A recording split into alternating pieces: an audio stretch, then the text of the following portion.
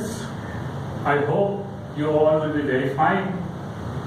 And now we will discuss the genetic code. हम लोगों ने पहले देख लिया था कि जेनेटिक कोड, कोडोन क्या होता है, कोड क्या होता है.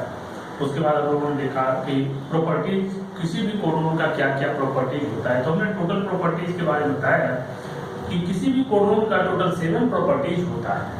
7 प्रॉपर्टीज में मैंने पहला जो डिस्कस किया था, that is codon is triplet, ना कि सिंगलेट या डबलेट होता है. तो उसका हम लोगों ने डिटेल में देखा कि कौन सा स्टार्ट कोडोन होता है, स्टॉप कोडोन कितने होते हैं, टोटल जो कोडोन बनेंगे वो कितने कोडोन होंगे, और कौन कौन सा कोडोन, यानी कोई भी अमाइनो एसिड है तो कौन कौन से अमाइनो एसिड के लिए कितने कितने कोडोन होंगे.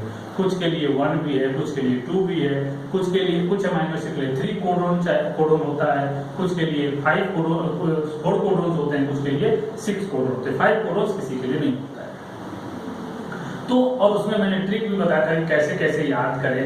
याद करने का ये तरीका है कि जो 6 कोडोन वाला है वो नंबर कम है, आइसोल्यूशन 3 कोडोन वाला है उसको याद करना आसान है, 1 वाला तो अपने आप याद रहेगा, मेथियोनिन एंड ट्रिप्टोफैन, उसको याद करने की जरूरत है नहीं. सेकंड में चूंकि सबसे ज्यादा 9 अमाइनो एसिड है तो उसको हम याद नहीं करेंगे. बाकी थर्ड वाला याद कर लेंगे, फोर्थ वाला याद कर लेंगे और फिफ्थ वाला याद कर लेंगे. तो 9 यानी टोटल ग्रुप में हमें 11 अमाइनो एसिड की कोई जरूरत नहीं, सिर्फ 9 हमें याद रखने होंगे. 9 अमाइनो एसिड अगर हम याद रखते हैं तो हमें पता चल जाएगा कि हर एक अमाइनो एसिड के लिए कितना कितना कोडोन चाहिए, यानी 20 के बारे में पता आसानी से कर सकते हैं. ठीक है, तो कोडोन ट्रिपलेट पहला पॉइंट था, प्रॉपर्टी था, वो हम लोगों ने डिस्कस किया था. अब उसी से रिलेटेड एक टर्म है पंक्चुएशन कोडोन, हमने डिस्कस किया था कि punctuation codon is the total number of start codon and stop codon is called punctuation codon. और स्टार्ट कोडोन 2 होता है और पंक्चुएशन स्टॉप कोडोन 3 होता है. यानी टोटल जो पंक्चुएशन कोडोन होगा टोटल 5 या और 2 + 3 के फॉर्म में होगा, यानी 2 स्टार्ट एंड 3 स्टॉप कोडोन. ये बहुत इंपॉर्टेंट है, ये नीट में पूछा जा चुका है, इसलिए ये बहुत इंपॉर्टेंट है. ठीक है, अब हम लोग सेकेंड प्रॉपर्टीज के बारे में हम लोग डिस्कस करते हैं कोडोन का. वो है कोडोन इज डीजेनरेट या रिडक्टिव. कोडोन हमने बताया था कि कोडोन इज डीजेनरेट, उसका मीनिंग ये होता है कि one type of amino acid, ये जो ग्लाइसिन है, ये one type of amino acid can be coded by more than one type of codon. अगर एक ही अमाइनो एसिड बहुत सारे कोडोन के द्वारा कोड होता है उसे बोलते हैं डीजेनरेसी या रिडक्टेंट. जिसका मैंने बताया था पिछले लेक्चर में कि इसका एक्सेप्शन क्या है, याद है? AUG. AUG जो सिर्फ एक ही कोडोन को कोड करता है, यानी ऐसा अमाइनो एसिड जो सिर्फ एक ही कोडोन के द्वारा कोड किया जाता है, वो क्या होता है? मेथियोनिन और ट्रिप्टोफैन. ये 2 ऐसे एग्जांपल्स हैं जो इसके एक्सेप्शंस होते हैं. तो पहले हम डीजेनरेट देखते हैं और ये देखते हैं कि कौन सा इसका एक्सेप्शन है. तो पहले डीजेनरेट यानी मोर, एक पहले भाषा में क्या है कि one type of amino acid can be coded by more than one type of codon. ये हुआ पहला डेफिनेशन. या इसी को उल्टे भाषा में बोले कि मोर than one codon code one type of amino acid. मतलब ये एक कोडोन GGG, दूसरा कोडोन GGC, तीसरा GGU और चौथा GGA. ये चारों कोडोन अलग अलग है लेकिन कोड करता है सिर्फ और सिर्फ ग्लाइसिन. यानी मोर than one codon can be codon code one type of amino acid. या ऊपर वाले देखिए one type of amino acid can be coded by more than one type of codon. तो इस तरह से हम दोनों डेफिनेशन देख सकते हैं. दूसरा एग्जांपल अगर हम देखें तो CCC, CCU, CCA, CCG table से भी हम लोग देख सकते हैं. तो ये सारे कोड करता है कौन? वेरिएंट. और इसी को क्या बोलते हैं? Degenerate codon. इसी को क्या बोलते हैं? Degenerate codon. इसका एक्सेप्शन क्या है? ट्रिप्टोफैन सिर्फ और सिर्फ UGG के द्वारा ही कोड होगा. इसके लिए और कोई कोडोन हमारे पूरे कोडोन सिस्टम जो है हमारा उसमें कहीं नहीं होता है.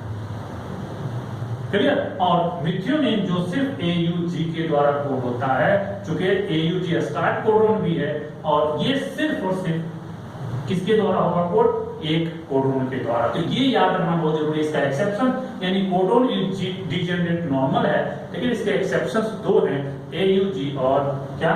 UGG. ये क्या करता है, अलग सिर्फ एक ही टाइप का अमीनो एसिड एक ही कोडोन के द्वारा कोड होता है और कोई कोडोन इसको कोड नहीं करता है। तो ये हो गया दूसरा प्रॉपर्टी, सेकंड प्रॉपर्टी ये हो गया। थर्ड प्रॉपर्टी सी प्रॉपर्टी बात करें तो कोडोन इज कोमालेस। कोमालेस का मतलब ये हुआ कि कोडोन क्या होता है कि 3 बेस का सीक्वेंस होता है किसके ऊपर, एमआरएनए के ऊपर।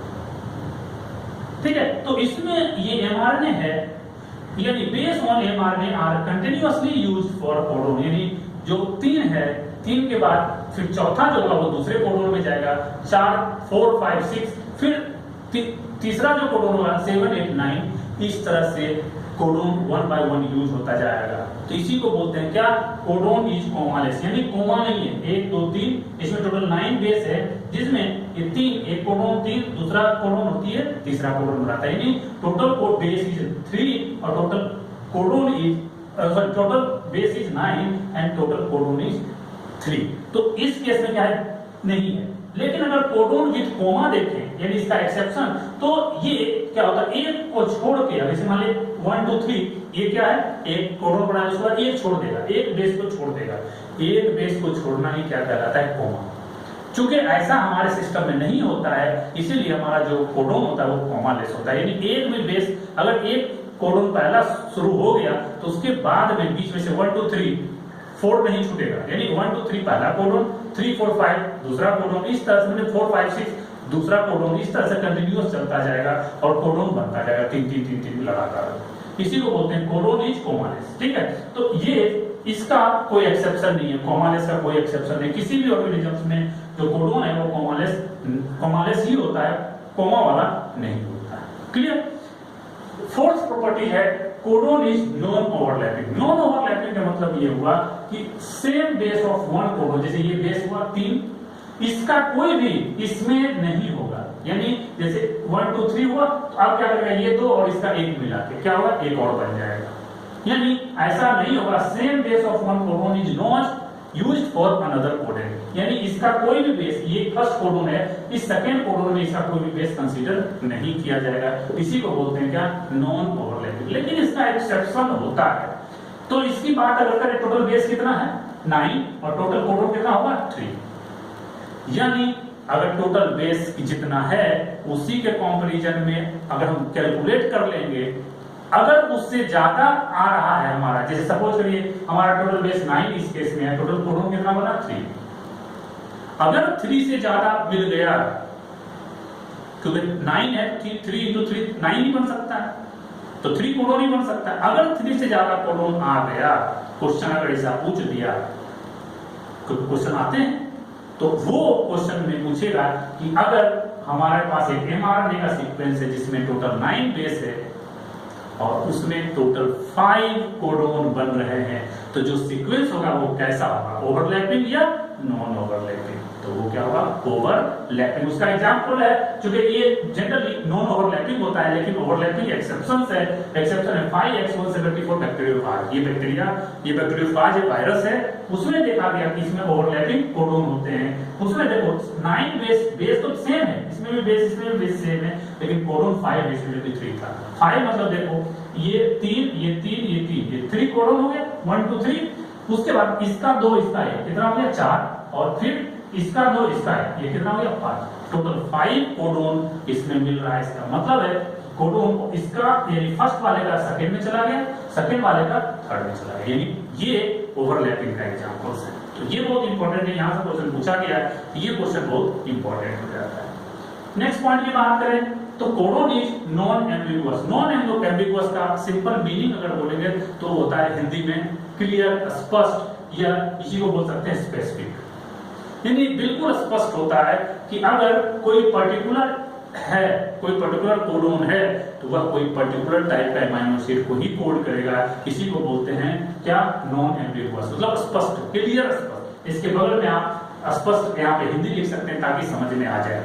यानी अगर कोई पर्टिकुलर कोडोन हम देखते हैं 3 का सीक्वेंस, वो सिर्फ और सिर्फ पर्टिकुलर अमीनो एसिड को ही कोड करेगा। जैसे एग्जांपल देखें कि GGG, ये GGG can code only glycine, लेकिन ये GGG अगर ग्लाइसिन को कोड कर रहा है तो कोई दूसरा को कोड नहीं करेगा। ये GGG ये सिर्फ और सिर्फ ग्लाइसिन को कोड करेगा और किसी को नहीं कोड करेगा। यानी इसी ये क्या है कि GGG कोडोन नॉन एम्बिगुअस है किसके लिए, ग्लाइसिन के लिए, एकदम स्पष्ट है। उसी तरह GGC code glycine not others, किसी और को कोड नहीं करेगा। GGA ये क्लियर है कि ग्लाइसिन को कोड करेगा, किसी और को कोड नहीं करेगा। इसका मतलब ये हुआ कि कोडोन इज नॉन एम्बिगुअस, मतलब क्लियर होता है, वो उसमें कोई एक्सेप्शन नहीं होता है, क्लियर। लेकिन अब बात करते हैं कुछ एक्सेप्शन है, जिसमें मतलब ये हो गया हमारा नॉन एम्बिगुअस, नॉर्मल बात हम करते हैं, नॉर्मल फेनोमेना की बात करते हैं। अब हम इसका एक्सेप्शन अगर हम देखें तो what will be the exception of codon is non ambiguous, तो इसका मतलब कोडोन एम्बिगुअस होना चाहिए। तो कोडोन एम्बिगुअस आप याद होगा ट्रिप्टोफैन के केस, ट्रिप्टोफैन आ गया UGG, यानी सॉरी ट्रिप्टोफैन नहीं GUG। हमने स्टार्ट कोडोन के बारे में बताया था पिछले लेक्चर में कि जो स्टार्ट कोडोन था AUG और GUG, आओ जी जाओ जी, मैंने बताया था पिछले क्लास में। तो GUG क्या होता है, जब AUG स्टार्ट कोडोन की तरह बिहेव नहीं करेगा, then GUG what is the start codon in the case of prokaryote, ये क्या करेगा, स्टार्ट कोडोन की तरह प्रोकैरियोट में करेगा, और वो मिथ्योनिन के बदले क्या करेगा, फॉर्माइलेटेड मिथ्योनिन को कोड करेगा, F मेट जिसको बोलते हैं, फॉर्माइलेटेड मिथ्योनिन। तो इसका कोडोन इज नॉन एम्बिगुअस, इसका जो एक्सेप्शन है GUG, जो कि कोड करता है नॉर्मल कंडीशन में वैलिन को, अगर AUG स्टार्ट कोडोन है तो। लेकिन अगर AUG स्टार्ट कोडोन नहीं है और GUG को स्टार्ट कोडोन की तरफ वर्क करना है प्रोकैरियोट्स के केस में, तो यह कोड किसको करेगा, फॉर्माइलेटेड मिथ्योनिन, यानी नॉर्मल में वैलिन को करेगा कोड, और स्पेशल केस जब स्टार्ट कोडोन की तरफ वर्क करेगा तो ये फॉर्माइलेटेड मिथ्योनिन की तरह के कोड करेगा, यानी फॉर्माइलेटेड मिथ्योनिन को ये कोड करेगा कहां, प्रोकैरियोट्स में स्टार्ट कोडोन की तरह, क्लियर। तो ये जो है ये बेसिक प्रॉपर्टीज है, इसको अगर आप देखते हैं यहाँ से क्वेश्चन बहुत सारे प्रैक्टिस में दिया गया, इसको आपको जरा हम लोग देखते हैं। Codon is universal, next property है ये कोडोन का F, codon is universal. Codon is universal का मीनिंग ये होता है कि जो कोडोन डिक्शनरी है वो सभी के लिए कॉमन हो। हम लोगों ने पहले भी डिस्कस किया कि अगर कोडोन है, ये कोई भी कोडोन जैसे AUG, चाहे वो ह्यूमन बींग्स हो, चाहे वो प्लांट्स हो, चाहे वो वायरस हो, चाहे वो बैक्टीरिया, वो कहीं भी रहेगा, वो क्या होगा, यूनिवर्सल होगा। यानी जो AUG कोड करता है प्लांट में भी मिथ्योनिन, AUG एनिमल सेल में भी कोड करता है क्या, मिथ्योनिन, और AUG बैक्टीरिया भी कोड करेगा मिथ्योनिन, और AUG कोड करेगा वायरस में भी मिथ्योनिन। मतलब ये चाहे कहीं भी रहे, पूरे ये कोडोन जो डिक्शनरी है सारे ऑर्गेनिजम्स के लिए क्या होगा, सिमिलर होगा, यानी वो क्या होगा, कॉमन होगा। ये सारे जगह ये कॉमन होंगे और सारे के लिए ये एप्लीकेबल होगा। कुछ एक्सेप्शंस हैं जो कि जहां पे कोडोन का जो यूनिवर्सल रूल है वो फॉलो नहीं कर पाता है, यानी universality of codon fails in the case of prokaryote. कुछ प्रोकैरियोट्स है जहां पे ये फेल कर जाते हैं, माइटोकॉन्ड्रिया है वहां भी फेल करता है, और सिक्रेटेड प्रोटोजोआ एग्जांपल है इसका पैरामीशियम, वहां भी क्या करता है, ये जेनेटिक कोड का जो यूनिवर्सलिटी है ये फेल कर जाता है। जैसे अगर हम एग्जांपल ले कि कोडोन इन जनरल में क्या होता है, UAA, UAG और UGA, ये क्या होता है स्टॉप कोडोन। AGG और AGA ये क्या कोड करता है, अर्जिनिन, ठीक है। लेकिन यही चीज अगर हम बात करें माइटोकॉन्ड्रिया के केस में, तो ये माइटोकॉन्ड्रिया में ये तीनों UAA, UAG ये तो स्टॉप कोडोन है ही, साथ में साथ AGG और AGA जो कि नॉर्मल केस में अर्जिनिन को कोड करता है, लेकिन अगर ये माइटोकॉन्ड्रिया में है तो ये क्या करता है, स्टॉप कोडोन की तरह बिहेव करता है, यानी वहां पे ये स्टॉप कोडोन हो जाता है। जबकि यहीं पे stop codon UGA normal condition में स्टॉप कोडोन है, लेकिन अगर ये माइटोकॉन्ड्रिया में है तो ये ट्रिप्टोफैन को कोड करता है, जबकि ट्रिप्टोफैन को कोड करने वाला नॉर्मल कंडीशन में क्या था, UGG, लेकिन यहाँ पे UGA ट्रिप्टोफैन को कोड करता है, किसमें, माइटोकॉन्ड्रिया के। तो ये जो यूनिवर्सिटी है यहाँ पे खत्म होता है। कुछ सिलेटेड प्रोटोजोन से बात अगर करें, UAA और UAG ये दोनों नॉर्मल में क्या है, स्टॉप कोडोन, लेकिन ये अगर प्रोकैरियोट्स में, प्रोटोजोन्स में होंगे, जैसे पैरामीशियम की बात करें तो वो ग्लूटामिन को कोड करेगा, यानी यहाँ भी क्या हो रहा है, यूनिवर्सलिटी ऑफ कोडोन क्या हो रहा है, फेल्स हो रहा है। तो ये पोर्शन यहाँ से क्वेश्चन और यहाँ से क्वेश्चन बहुत इंपॉर्टेंट आया हुआ भी है, एम्स में भी पूछा है, और यहाँ से आने की पॉसिबिलिटी सबसे ज्यादा है। तो इस पोर्शन को जरूर मजबूत कर लेना। तो ये है कोडोन इज यूनिवर्सल और इसके एक्सेप्शंस। कोडोन इज पोलर, ये यूनिवर्सल है, हमेशा कोडोन का जो रीडिंग फ्रेम होता है एमआरएनए पे वो 5 to 3 प्राइम की तरफ होता है। हमेशा हम लोग 5 तरफ से शुरू करते हैं कोडोन को, पहला, दूसरा, तीसरा, चौथा, पांचवा, इस तरफ से कोडोन हम लोग शुरू करते हैं। First codon, second codon, third codon, तो हमेशा ये 5 से शुरू होगा और ये 3 की तरफ जाएगा, इसीलिए इसको क्या होता है, क्या बोलते हैं, कोडोन इज पोलर। और तो ये सारा प्रॉपर्टी हम लोगों ने 7 प्रॉपर्टी कोडोन का जो देखा, ये सारे प्रॉपर्टी के बेसिस पे कोडोन को हम लोग डिस्क्राइब कर सकते हैं, अच्छे से समझ सकते हैं। इसी में एक जो हम लोग पहले भी बात किए थे कि बहुत सारे ऐसे कोडोन हैं जो एक ही तरह के अमीनो एसिड को कोड करते हैं, तो इसको ये बहुत सारे प्रॉब्लम्स क्रिएट कर रहा था कि भाई जीजीजी जो है वो, या जीजीसी, या जीजीयू, जीजीए, ये सारा ग्लाइसिन को ही कोड क्यों कोड करता है, क्या रीजन है, जबकि कोडोन तो अलग अलग है, फिर क्यों कोड करता है। तो फिर इसका एक्सप्लेनेशन देने वाले सबसे पहले साइंटिस्ट थे वो क्रिक साहब थे। उन्होंने एक थ्योरी दिया था दैट इज कॉल्ड द उबल हाइपोथेसिस। उबल मतलब इम्परफेक्ट होता है, उबल इम्परफेक्ट या नॉन एम्बिगुअस, मतलब ये मतलब एम्बिगुअस, नॉन एम्बिगुअस नहीं, उबल का मतलब होता है एम्बिगुअस, यानी ये सारे नाम है इम्परफेक्ट, नॉन कॉम्प्लीमेंट्री, एम्बिगुअस और उबल, ये सारे एक ही है। यानी ये सारे जो होंगे, उबल का मतलब होता है अस्पष्ट, यानी जो स्पष्ट नहीं, ठीक है। तो इसमें इन्होंने ये कहा, क्रिक ने बताया कि कोई भी एमआरएनए पे pairing of first and second base mRNA का जो होगा, यानी जो कोडोन में 3 बेस होते हैं, तो पहला और दूसरा जो बेस होगा उसका पेयरिंग जो होगा एंटीकोडोन से, यानी जो ट्रांसफर आरएनए पे 3 उधर भी बेस होगा, ये 3 अगर मान लो होगा इधर से 3 भी पेयरिंग होगी, एडेनिन के साथ अपने अपने कोरेस्पोंडिंग के साथ वो क्या करेगा, बॉन्ड बनाएगा। तो pairing of first and second base of codon and mRNA with the corresponding base of anticodon on tRNA is perfect या नॉन एम्बिगुअस, यानी पहला और दूसरा बिल्कुल परफेक्ट होगा। यानी अगर ग्वानिन है तो ग्वानिन साइटोसिन के साथ ही पेयर करेगा, अगर एडेनिन है तो यूरेसिल के साथ ही पेयरिंग करेगा, पहला 2। यानी एक कोडोन में तीसरा है तो तीसरा कंफ्यूज करेगा।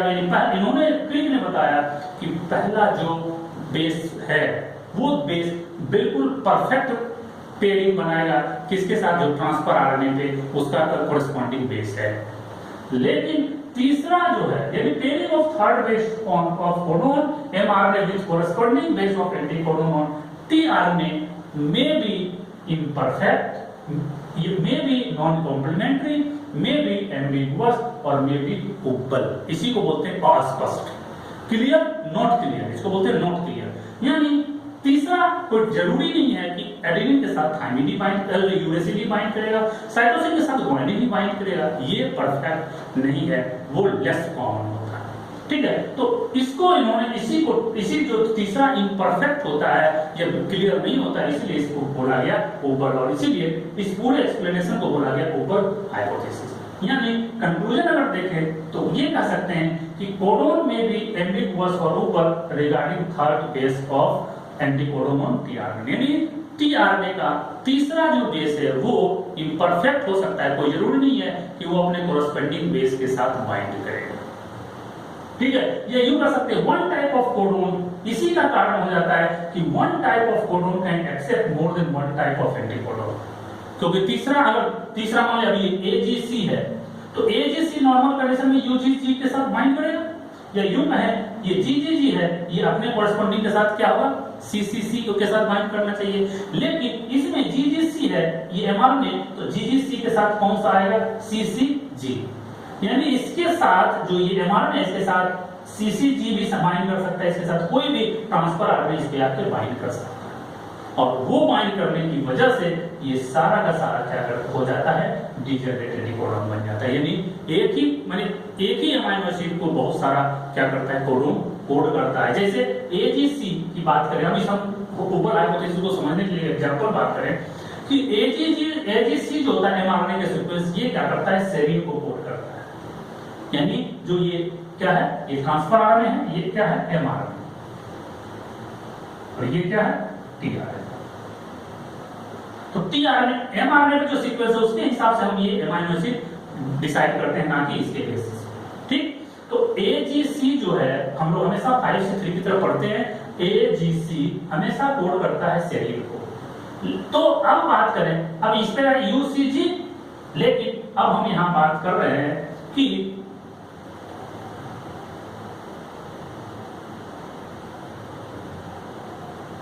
यहां पे ये नॉर्मल कंडीशन है। तो अब अगर यहां पे एक बेस अगर गड़बड़ भी हो जाए, अगर यहां पे एक बेस मान लीजिए U है, तो अगर हम यहां पे सपोज करते हैं, क्या करें, U करते हैं, C कर देते हैं। अगर ये हम कर देते हैं U ये, तो फर्स्ट पेयरिंग सेकेंड पेयरिंग बिल्कुल सही है, यहां भी सही है, लेकिन तीसरा G के साथ बाइंड करना चाहिए U को, लेकिन यहां पे ये C के साथ बाइंड करना, या यूं कह सकते हैं कि यहां पे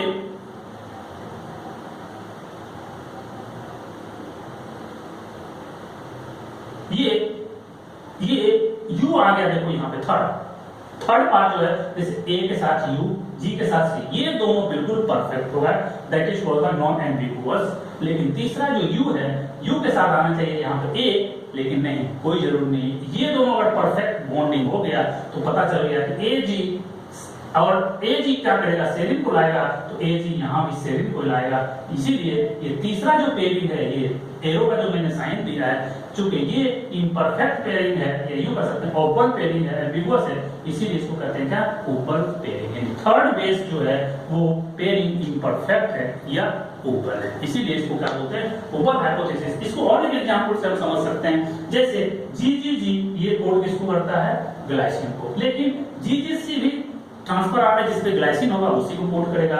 GGU भी ग्लाइसिन को कोड करता है और GGA भी ग्लाइसिन को कोड करता है। मतलब ये फर्स्ट एंड सेकेंड जो बेस है mRNA पे, वो मोर इंपॉर्टेंट होता है ना कि तीसरा जो होता है वो लेस इंपॉर्टेंट होता है, और उसकी वजह से क्या होता है, जो लेस इंपॉर्टेंट होता है, इसीलिए वो क्या हो जाता है, ओपन हो जाता है या इम्परफेक्ट हो जाता है। इसीलिए ये डिजेनरेट कोडोन बनते हैं। इसीलिए एक ही अमाइनो एसिड बहुत सारे कोडोन के द्वारा कोड किया जाता है। तो अब हम लोग सारा का सारा जेनेटिक कोड आज हम लोग खत्म कर दिए।